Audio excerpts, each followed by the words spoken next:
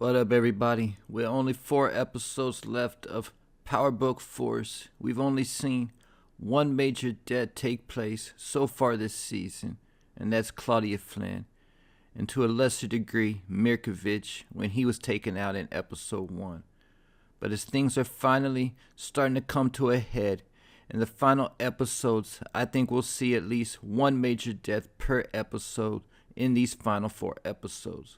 Because of the fact we know that not everybody's gonna make it out this series alive. And something else to keep in mind is that Joseph Sikora said that episode 9 would be a Fox finale, meaning it's gonna serve as an imitation or false finale. So because of that, I think a lot of current storylines will wrap up in episode 9, and there could potentially even be a time jump or something like that before episode 10, the final episode of the series. Episode 10 could also potentially be the episode that sets the stage for Power Legacy as well. So that means we're definitely going to see a lot of action over the next 3 episodes leading up to episode 10, the actual finale. And 2 of these major deaths that I think we'll see in the next couple episodes is JP and Shanti's showstopper. Because at this point, both JP and Shanti only have 2 clips remaining from the season 3 trailers and promo videos each. And concerning Shanti, we know that one of these clips is definitely coming in episode 7, the clip when she's walking with a baseball bat, as we now know from the episode 7 trailer that she ultimately takes that baseball bat and destroys somebody's car with it. The other clip from the season 3 trailer with Shanti in it is a clip with Shanti telling Tommy to watch his back. And now that things are going to hit a boiling point between Tommy and CBI in episode 7, that clip most likely also comes in episode 7 as well.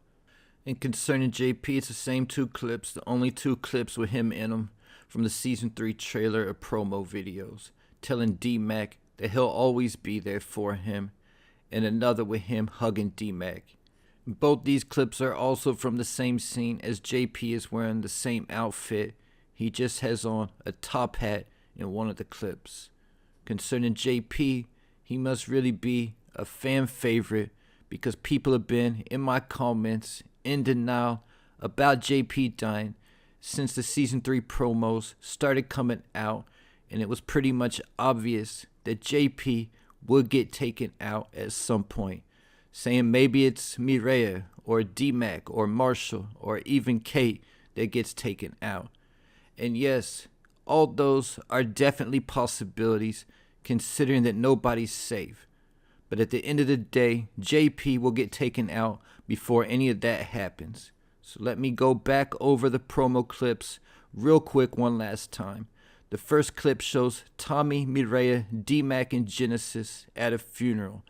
So no, that's definitely not D-Mac or Mireya's funeral, like some people have said. And from the zoomed out clip, we can tell that Kate is speaking at the funeral, so it's not hers either. And she wouldn't be speaking at Marshall's funeral. There's also a clip with Kate telling Tommy to make them suffer, and Tommy asking D-Mac if he's ready for this, and D-Mac saying, "F yeah, let's go."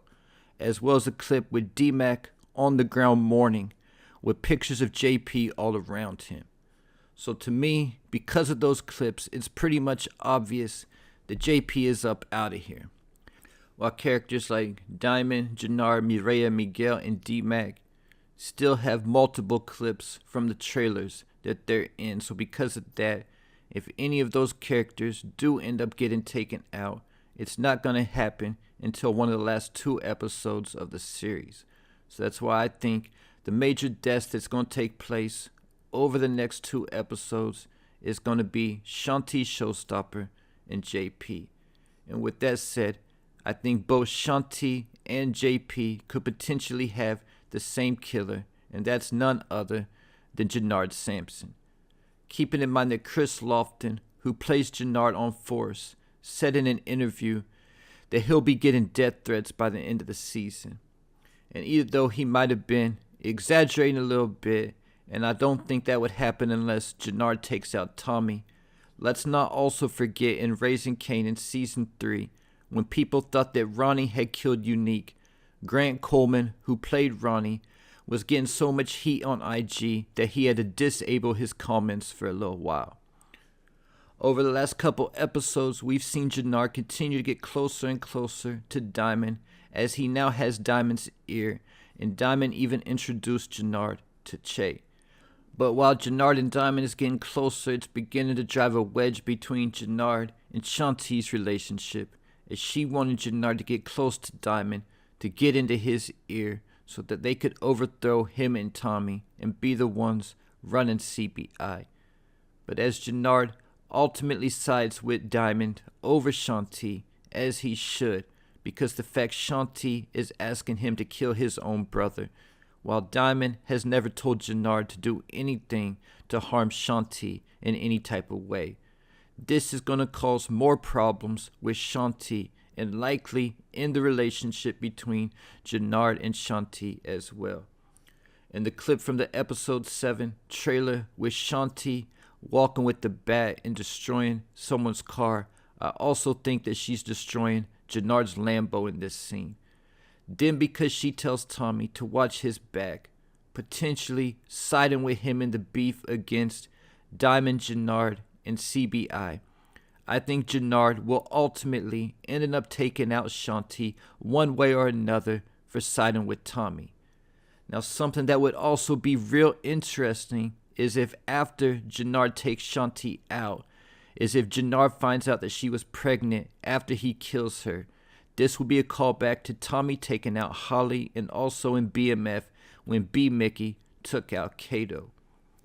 Concerning the death of JP and who his killer is going to be, keep in mind that the episode 7 trailer shows Jenard telling Tommy that he's going to have fun killing him. So that lets us know that Jenard is going to be coming for Tommy. But at the same time, also keep in mind that when Jenard went to talk to King Kilo and pin Mad Dog's death on Rashawn, he also told King Kilo that if he still wants to take D-Mac out, that they can make it happen.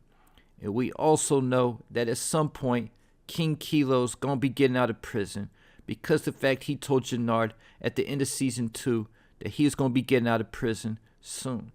And now that Tommy is no longer part of CBI, they no longer have reason to protect him, and it would even benefit them to have King Kilo on their side against Tommy.